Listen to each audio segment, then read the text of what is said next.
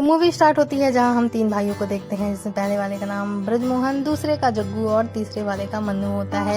ये तीनों अपनी गाड़ी से कहीं जा रहे होते हैं। रास्ते में अचानक से इनकी गाड़ी बंद हो जाती है, जिसमें ये लोग काफी प्रयास करते हैं पर इनकी गाड़ी स्टार्ट नहीं हो रही होती है। तभी ब्रजमोहन कहता है कि हम में से जरूर किसी ने सुबह उठकर किसी लड़की का चेहरा देखा है, इसीलिए हमारी गाड़ी स्टार्ट नहीं हो रही है। वहाँ पर एक लड़की खड़े होकर इन तीनों को देख रही होती है।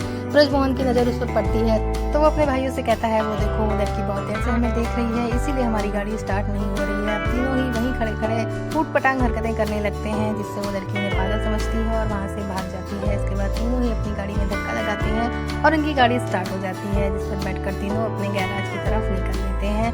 दरअसल तीनों ही भाइयों का एक गैराज होता है, जिस पर उन्होंने ऊपर ही अपना घर बना रखा होता है और नीचे वो तीनों मिलकर उसमें काम करते हैं। जब तीनों वहाँ पहुँचते हैं तो उनका एक नौकर होता है जो कि वहाँ पहले से मौजूद होता है। ब्रजमोहन वहाँ पहुँचता है और देखता है कि उसके गैरेज में किसी लड़की की तस्वीर लगी हुई है। वो तीनों को अपने पास बुलाता है और कहता है कि तुम लोगों को अच्छे से पता है कि मुझे मेरे गैरेज में किसी लड़की की तस्वीर तक पसंद नहीं है, तो में से ये किसने यहाँ पर लगाया है। तीनों ही एक दूसरे पर इल्ज़ाम लगाने लगते हैं। ब्रजमोहन ये कहकर वहाँ से चला जाता है कि ये तस्वीर मुझे यहाँ पर दोबारा नहीं दिखनी चाहिए। दरअसल ब्रजमोहन को ये लगता है कि लड़कियाँ आफत होती हैं और वो जहाँ जाती हैं वहाँ काम बिगाड़ी देती हैं, और उसने ही अपने दोनों भाइयों को पाला होता है, इसलिए उसके दोनों भाई भी उसकी हर बात का समर्थन करते हैं और उसकी हर आज्ञा का पालन करते हैं। इधर उनका नौकर वो तस्वीर हटा देता है और मन्नू से बताता है कि ये तस्वीर मैंने ही यहाँ पर लगाई थी। मन्नू कहता है कि आज तेरी वजह से मेरी पिटाई होते होते रह गई।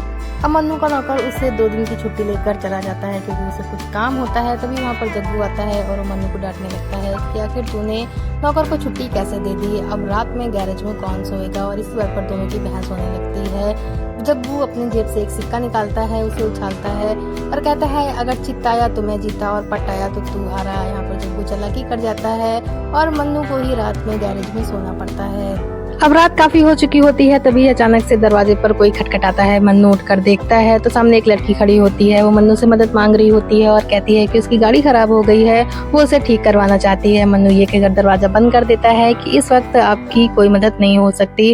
वो लड़की फिर से खटखटाती है और कहती है कि मैं अकेली हूँ, मेरी गाड़ी खराब हो चुकी है, वो भी बारिश इतनी तेज हो रही है, अगर आप मेरी मदद नहीं करेंगे तो मुझे रात भर बाहर भीगना पड़ेगा।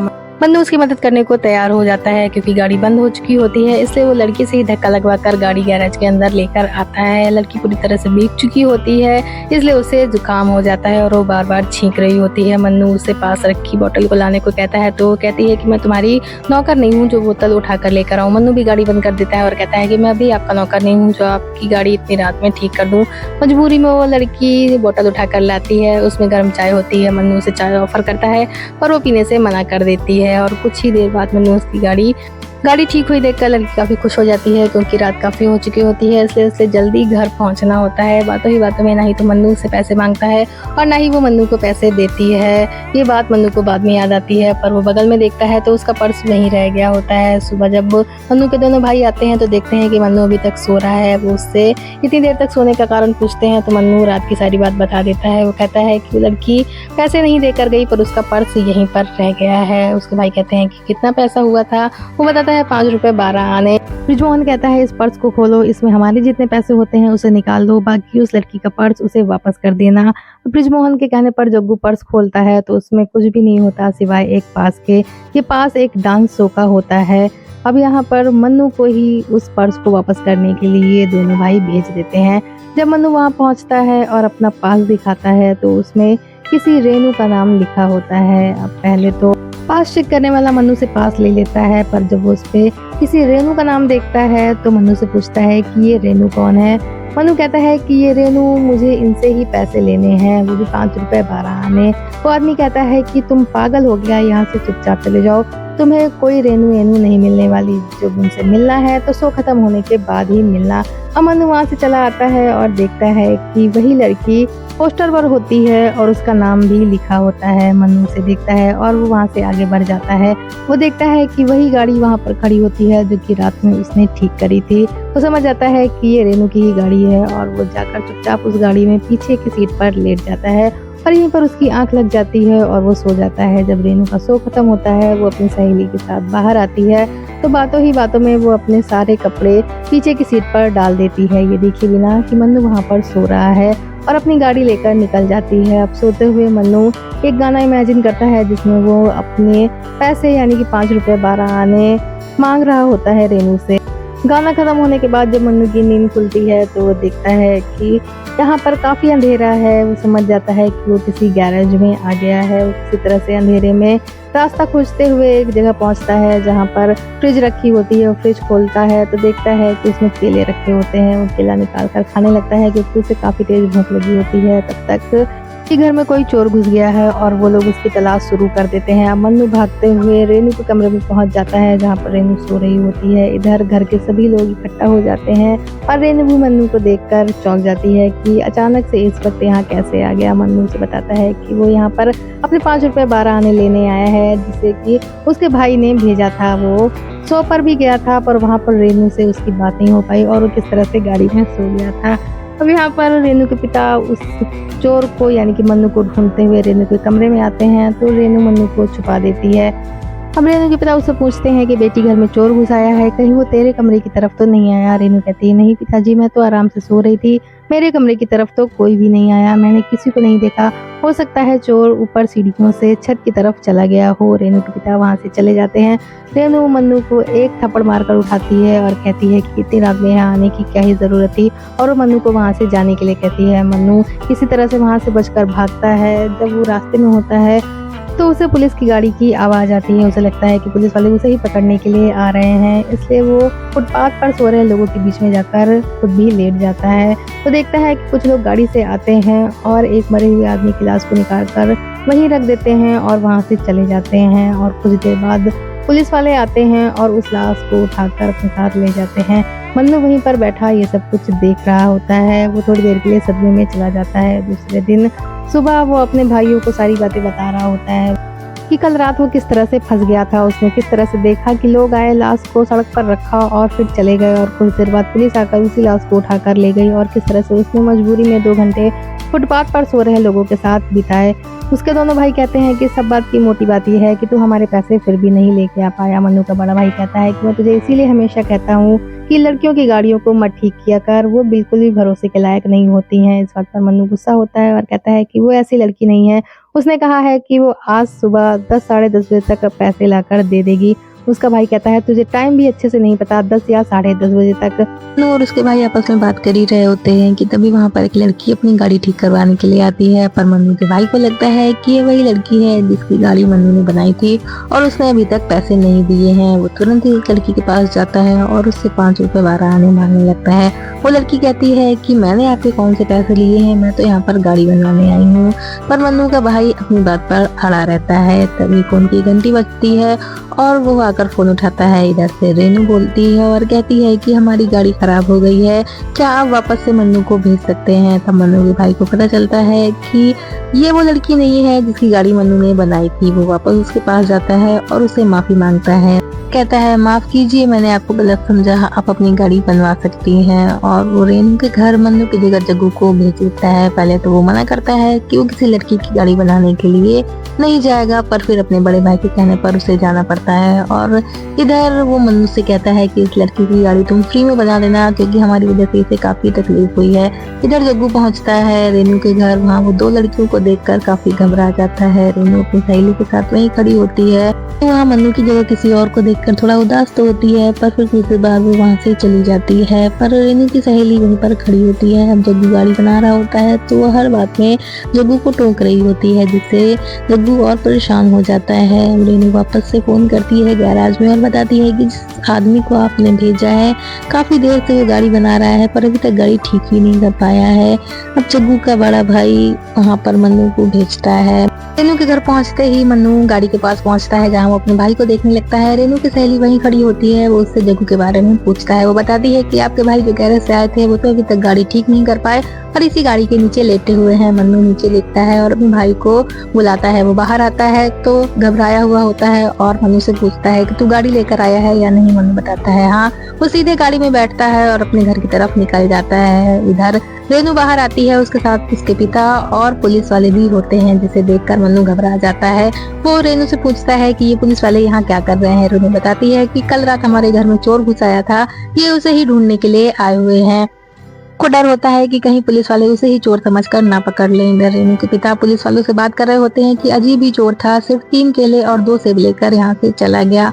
वो रेनू से कहते हैं कि हमें घर के सारे पैसे और जेवर बैंक में रखने हैं, इसलिए वो लोग बैंक की तरफ जा रहे होते हैं। रेनू बताती है कि ये मैकेनिक है, गाड़ी खराब है और रास्ते में गाड़ी बिगड़ ना जाए, ये हमारे काम आ सकता है, क्यों ना हम इसे भी अपने साथ लेकर चले। रेनू के पिता मान जाते हैं और मन्नू भी उन लोगों के साथ बैंक की तरफ चल देता है। रेनू अपने पिता को बैंक के सामने छोड़ देती है और मन्नू और रेनू आगे बढ़ जाते हैं। मन्नू रास्ते में रेनू से पूछता है कि आखिर इतनी सी बात के लिए तुम लोगों ने पुलिस वालों को क्यों बुला लिया। रेनू कहती है कि क्यों नहीं, आखिर हमारे घर में चोर जो घुस आया था। मन्नू कहता है कि मुझे तुमसे 5 रुपए 12 आने लेने थे और मेरे भाई ने ही मुझे उस वक्त वहाँ भेजा था। वो इन सब बातों के लिए बहुत ही सख्त हैं, वो चाहते हैं कि हम लोग लड़कियों से दूर ही रहें।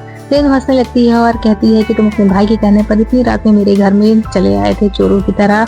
वो बताती है कि इसी वक्त वो उसके भाई को उसके पैसे वापस करेगी। मन्नू डरने लगता है और कहता है कि नहीं नहीं, तुम्हें वहाँ जाने की जरूरत नहीं है, मेरे भाई अगर तुम्हें देखेंगे तो बहुत ही नाराज होंगे। और उस वक्त 12 बज रहे होते हैं और मन्नू के भाई गैरेज में नहीं होते हैं। रेनू मन्नू को गैरेज में छोड़ती है पर जग्गू वहीं होता है। वो मन्नू को रेनू के साथ देखकर चौंक जाता है और यहाँ हम एक बहुत ही प्यारा सा गीत सुनते हैं, हम थी वो थी और समा रंगीन समझ गए ना। दूसरे दिन रेनू अपने पिता और अपनी सहेली के साथ बैठी होती है। रेनू के पिता बताते हैं कि उन्होंने रेनू के लिए एक लड़का देखा है जो कि बहुत ही अच्छे घराने से है। ये सुनकर रेनू अपने पिता से कह देती है कि वो अभी शादी नहीं करना चाहती है, अभी उसकी उम्र ही क्या है। रेनू की सहेली भी उससे शादी को लेकर चिढ़ाने लगती है। दूसरे दिन रेनू मन्नू से मिलने के लिए उसके गैरेज पहुंच जाती है। यहाँ पहुंचकर उसे पता चलता है कि आज छुट्टी का दिन है और अभी सभी लोग सोए पड़े हैं। रेनू सीधे ही मन्नू के कमरे में पहुंचती है और उसे जगाने लगती है। रेनू को अचानक देखकर मन्नू चौंक जाता है और घबरा कर इधर उधर भागने लगता है। वो रेनू से कहता है कि तुम यहाँ क्या कर रही हो, अगर मेरे भाई ने देख लिया तो मेरी खटिया खड़ी हो जाएगी। पर रेनू नहीं मानती और कहती है कि आज मैं तुम्हारे भाई को उनके 5 रुपए वापस करके ही रहूंगी। रेनू सीधे मन्नू के भाई के कमरे में पहुंच जाती है।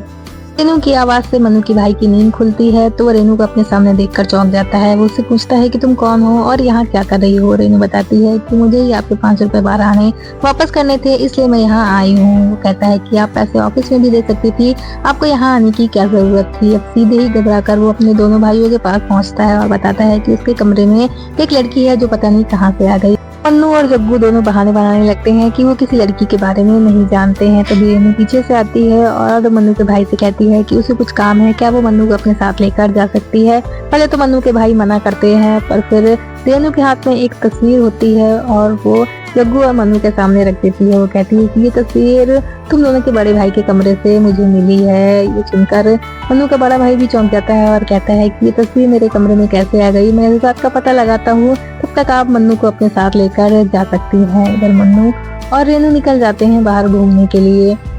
रेनू और मन्नू बीच पर घूम रहे होते हैं। तभी बातों बातों में रेनू मन्नू से बताती है कि उसके पिता ने एक लड़का पसंद किया है उसकी शादी के लिए। मन्नू हंसते हुए कहता है कि क्या कोई जोकर है। रेनू कहती नहीं, किसी राजकुमार से। मन्नू कहता है कि ठीक है, तुम्हारी शादी होगी, धूमधाम होगी, बहुत सारे लोग आएंगे, उसमें मैं भी आऊंगा। रेनू गुस्सा होती है और कहती है कि तुम्हें इस बात का बिल्कुल भी बुरा नहीं लग रहा है कि मेरी शादी हो रही है।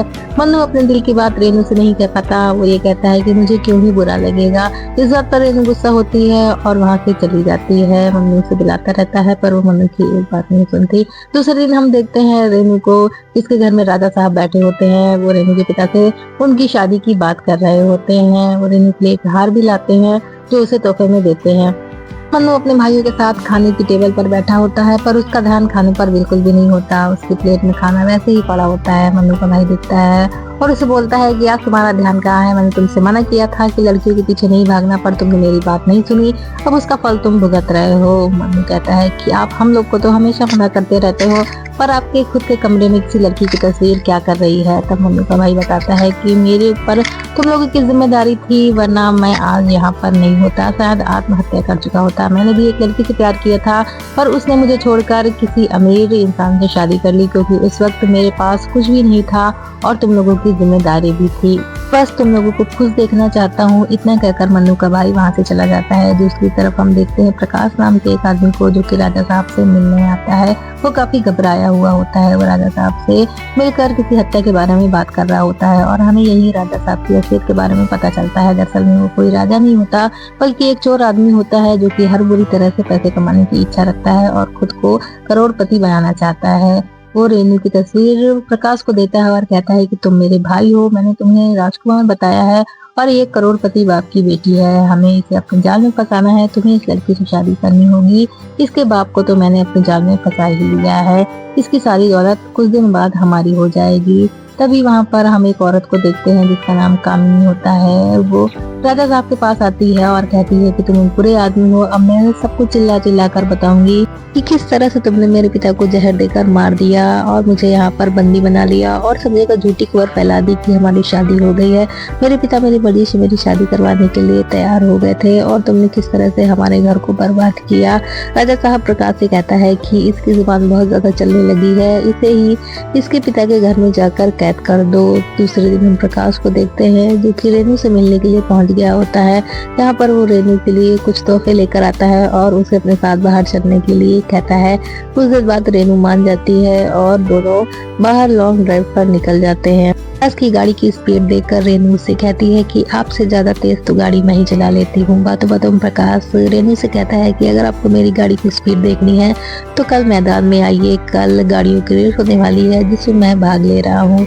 इधर हम जग्गू को देखते हैं जो कि मन्नू से कह रहा होता है कि तुझे इतना उदास नहीं रहना चाहिए, जाकर एक बार रेनू से मिल ले। तभी फोन की घंटी बजती है। ये फोन रेनू की सहेली का होता है और उसने जग्गू से बात करने के लिए कॉल करी होती है। वो रेनू की सहेली को मिलने के लिए बोलता है। वो बताता है कि कल उसकी रेस है और वो उसमें भाग ले रहा है, क्यों ना वो उससे कल वहीं आकर मिल ले। दूसरे दिन हम देखते हैं रेनू और उसकी सहेली को जो कि गाड़ियों की रेस देखने के लिए पहुंच गए होते हैं। रेनू यहाँ पर प्रकाश के लिए आई होती है और उसकी सहेली जग्गू के लिए। रेस स्टार्ट होती है। जग्गू और मन्नू भी इस रेस में भाग लेते हैं। सभी को हराते हुए दोनों रेस जीत जाते हैं और प्रकाश दूसरे नंबर पर आता है। अब कुछ देर बाद मन्नू रेनू को देखता है तो उसके पास जाकर उससे बात करने लगता है। रेनू कहती है कि इतने दिन हो गए तुम्हें मेरी याद नहीं आई। मन्नू कहता है कि तुम नाराज थी, मुझे लगा तुम्हारी नाराजगी और न मर जाए। तभी वहाँ प्रकाश आ जाता है।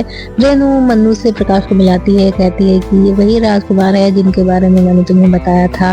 मन्नू उससे हाथ मिलाने के लिए अपना हाथ बढ़ाता है पर वो उससे हाथ नहीं मिलाता। कुछ देर बाद मन्नू को उस पर शक होता है तो वो रेनू को अपने साथ अकेले में लेकर जाता है। वो कहता है कि ये वही आदमी है जिसे मैंने उस लाश को गाड़ी से बाहर रखते हुए देखा था, क्या तुम इसके बारे में सब कुछ जानती हो? रेनू कहती है मुझे तो कुछ भी नहीं पता। मन्नू कहता है कि जिस इंसान से तुम शादी करने जा रही हो उसके बारे में तुमने कुछ पता भी नहीं लगाया, हमें इस पर नजर रखनी होगी। ये बात सुनकर रेनू चौंक जाती है और वहीं पर बेहोश होने लगती है। वो मन्नू की बात मानती है और दोनों ही उस पर नजर रखने का प्लान बना लेते हैं। रेनू प्रकाश के पास आती है तो वो रेनू पर गुस्सा होता है और कहता है मुझे बिल्कुल पसंद नहीं आया कि मेरी होने वाली बीवी किसी मामूली मैकेनिक के साथ कोई रिश्ता रखे। रेनू कहती है मुझे पता नहीं था कि तुम्हारी सोच कितनी छोटी है। इस पर प्रकाश और गुस्सा होता है और रेनू को आवारा कह देता है। रेनू गुस्सा होकर वहाँ से चली जाती है और ये कहती है कि मुझे तुम्हारे जैसे इंसान के साथ कोई रिश्ता नहीं रखना। दूसरे दिन प्रकाश राजा साहब के पास जाता है तो प्रकाश पर गुस्सा होता है और कहता है कि अगर तुम्हें इसकी ही फरमाना है तो बहुत सारी लड़कियां मिल जाएंगी। हमने रेनू को इसलिए चुना क्योंकि उसके बाप के पास बहुत सारी दौलत है, जाकर अपनी गलती सुधारो और रेनू से माफी मांगो। दूसरे दिन प्रकाश पहुंच जाता है रेनू के पास ढेर सारे तोहफे लेकर और अपनी कही हुई बात के लिए रेनू से माफी मांगता है। रेनू कहती है कि मैंने तो किसी भी बात को दिल पर नहीं लिया क्योंकि उसे भी प्रकाश पर नजर रखनी होती है। प्रकाश वहां से जाने लगता है तो रेनू उसे थोड़ी देर रुकने को कहती है और तुरंत ही मन्नू के पास फोन मिलाती है। वो कहती है कि प्रकाश यहाँ से जा रहा है। मन्नू कहता है कि किसी भी तरह उसे कुछ देर रोक कर रखो, मैं तुम्हारे घर के बाहर आकर 2 बार हॉर्न बजाऊंगा तो तुम समझ जाना कि मैं आ गया हूँ। अब रेनू किसी तरह प्रकाश को वहाँ रोकती है। जब मन्नू वहाँ पहुँचता है तो प्रकाश को वहाँ से जाने के लिए कहती है। जब प्रकाश वहाँ से निकल जाता है तो मन्नू और रेनू गाड़ी में बैठकर उसका पीछा करने लगते हैं पर तभी प्रकाश की नजर उन दोनों पर पड़ जाती है क्योंकि वो रेनू को भी पहचानता है और मन्नू से भी वो रेस में मिल चुका होता है। प्रकाश को समझते देर नहीं लगती कि ये दोनों उसका पीछा कर रहे हैं। प्रकाश एक मकान के सामने जाता है और अपनी गाड़ी खड़ी कर अंदर चला जाता है। यहाँ पर उसके साथी पहले से मौजूद होते हैं। वो उन्हें बताता है कि 2 लोग उसका पीछा कर रहे हैं इसलिए उसे भेष बदलकर यहाँ से निकलना होगा। प्रकाश पागलों की तरह अपना भेष बनाता है। बाहर रेनू और मन्नू उसका इंतजार कर रहे होते हैं। वो उन दोनों के सामने आकर पागलों की तरह हरकतें करता है और उनके सामने से ही निकल जाता है। इधर प्रकाश की गाड़ी उसका साथ ही लेकर चला जाता है। अब मन्नू और रेनू उस गाड़ी का पीछा करने लगते हैं पर उनके हाथ कुछ भी नहीं आता। थक कर मन्नू जब वापस आता है तो यहाँ पर उसके दोनों भाई उसका इंतजार कर रहे होते हैं। को देखते ही उसके बड़े भाई उस पर गुस्सा करते हैं और कहते हैं कि मैंने तुझे कितनी बार मना किया है कि लड़कियों के साथ मत घूमा कर। मन्नू भी इस बार गुस्से में जवाब देता है और कहता है, अगर आपका दिल किसी लड़की ने तोड़ दिया तो इसका ये मतलब नहीं कि हर लड़की एक जैसी होती है। मुझे रेनू पसंद है और मैं उससे ऐसे ही मिलता जुलता रहूंगा। इस पर मन्नू के भाई गुस्सा होते हैं और दूसरे दिन रेनू से मिलने पहुंच जाते हैं। रेनू से कहते हैं कि मैं तुमसे जो कुछ भी कहूंगा उसे समझने की कोशिश करना। मैंने ही अपने दोनों भाइयों को पाला है और मैं नहीं चाहता कि उन्हें कोई दुख या तकलीफ हो। अगर तुमसे मन्नू ऐसे ही मिलता जुलता रहेगा तो एक दिन उसका दिल जरूर टूटेगा। रेनू कहती है, आप मुझे गलत समझ रहे हैं, जो बोल रहे हैं इस बात से मैं बिल्कुल भी खुश नहीं हो सकती। पर क्या मन्नू खुश हो सकता है? मन्नू के भाई जवाब नहीं दे पाते। रेनू जिस तरह से उन्हें समझाती है उन्हें अच्छे से समझ में आ जाता है। इसके बाद मन्नू के भाई जब घर पहुंचते हैं तो जग्गू और मन्नू आपस में बात कर रहे होते हैं। तभी टेलीफोन बजता है और जग्गू फोन उठाता है। ये फोन मन्नू के लिए होता है जो कि रेनू ने किया होता है। जग्गू कहता है कि रेनू फोन कर रही है, वो मन्नू को बुला रही है। इस पर मन्नू के भाई कहते हैं कि वो क्यों नहीं मिलने जाएगा, जरूर मिलने जाएगा। मन्नू खुश हो जाता है और रेनू से मिलने के लिए पहुंच जाता है। इधर हम देखते हैं प्रकाश को जो कि राजा साहब के पास होता है। वो उसे बता रहा होता है कि किस तरह से रेनू और मन्नू कल उसका पीछा कर रहे थे। वो लोग छत पर होते हैं, तभी प्रकाश की नजर गाड़ी पर पड़ती है जो कि मन्नू की होती है। इसी गाड़ी से मन्नू और रेनू ने रात में प्रकाश का पीछा किया होता है। गाड़ी देखते ही प्रकाश तुरंत राजा साहब को बताता है कि ये वही गाड़ी है जिससे कल वो लोग मेरा पीछा कर रहे थे। राजा साहब कहता है कि ठीक है, ये लोग यहाँ तक भी पहुंच गया, तुम इन्हें अपना पीछा करने दो और हमारे पुराने मकान में चले जाओ। प्रकाश वहाँ से निकलता है। वो जानता है कि रेनू और मन्नू उसका पीछा कर रहे हैं। वो चुपचाप पुराने मकान में जाता है। रेनू और मन्नू देखते हैं कि वहाँ पर कोई नहीं होता। प्रकाश ने खुद ही ताला खोला होता है, इसलिए वो लोग निश्चिंत होकर प्रकाश का पीछा करते हुए मकान के अंदर चले जाते हैं। पर यहाँ पर प्रकाश के कई साथी पहले से ही मौजूद होते हैं और वो लोग मिलकर रेनू और मन्नू को बंदी बना लेते हैं। तभी वहाँ पर राजा साहब भी आ जाता है। प्रकाश बताता है कि उसने रेनू और मन्नू को पकड़ लिया है। राजा साहब खुश हो जाता है और प्रकाश से कहता है, क्या तुम अभी के अभी शादी करना चाहोगे? प्रकाश कहता है, मैं बिल्कुल तैयार हूँ। इसके बाद राजा साहब रेनू के पास जाता है और कहता है, मैं तो तुम्हें बहुत भोली भाली समझता था और तुम तो बहुत शातिर निकली, यहाँ तक हमारा पीछा करते हुए पहुंच गई, तो अब अंजाम भी भुगतो। तुम्हारी शादी अभी होगी और प्रकाश से होगी। रेनू गुस्सा होती है और कहती है, मैं उस जलील आदमी से कभी भी शादी नहीं करूंगी। मन्नू भी वही होता है और वो राजा साहब को बताने लगता है कि तुम्हारा भाई एक खूनी है। मैंने खुद उसे एक आदमी की लाश के साथ सड़क के किनारे देखा था। रेनू उसे मना कर रही होती है पर मन्नू उसकी बात नहीं सुनता। राजा साहब समझ जाता है कि इसने प्रकाश को लाश के साथ देखा है और ये हमारे लिए मुसीबत बन सकता है। वो मन्नू को मारने की धमकी देकर वहाँ से चला जाता है। मन्नू और रेनू आपस में बात करते हुए रो रहे होते हैं। तभी कामनी उन्हें देखती है और उनके पास आती है। वो पूछती है कि तुम लोग कौन हो, यहाँ क्या कर रहे हो? रेनू उसे बताती है कि ये जबरदस्ती मेरी शादी अपने भाई के साथ करवाना चाहता है। कामनी कहती है, मैं समझ गई, तुम अपने बाप की इकलौती बेटी हो और करोड़पति भी हो। रेनू हाँ में सर हिलाती है। तभी रेनू को याद आता है कि वो कामनी की ही तस्वीर थी जिसे उसने ब्रजमोहन यानी कि मन्नू के बड़े भाई के कमरे में देखा था। वो कामनी और मन्नू को सारी बात बताती है। कामनी भी समझ जाती है कि मन्नू उसके प्यार यानी कि ब्रजमोहन का ही भाई है। वो उन लोगों को छुड़ाने का प्लान बनाने लगती है पर तभी वहाँ कुछ लोग आ जाते हैं। अब कामनी उन्हें छुड़ा तो नहीं पाती पर खुद वहाँ से भाग जाती है। इधर हम देखते हैं कि राजा साहब रेनू के पिता को अपने मकान में बुला लेता है। वो उससे बताता है कि अभी प्रकाश और रेनू की शादी होने वाली है। रेनू के पिता कहते हैं कि ऐसा कैसे हो सकता है, मैं तो अपनी बेटी की मर्जी भी नहीं जानता। राजा साहब अपने से अपना असली रंग दिखाता है, कहता है तुम हाँ करो या ना, पर की शादी आज और यही होकर रहेगी। इधर हम देखते हैं कामनी को जो कि ब्रजमोहन के पास पहुंच चुकी होती है। वो उसे मन्नू के बारे में बताती है। कहती है कि मैं यहाँ अपने लिए नहीं आई बल्कि तुम्हारे भाई के लिए आई हूँ, तुम्हें अभी मेरे साथ चलना होगा। ब्रजमोहन तुरंत गाड़ी निकलवाता है और कामनी को लेकर मन्नू को बचाने के लिए चल देता है। इधर हम देखते हैं राजा साहब को जो कि अब रेनू को उसके पिता के पास बुलवा लेता है और कहता है तुम दोनों को शादी के लिए मानना ही पड़ेगा वरना मन्नू की आज आखिरी रात होगी।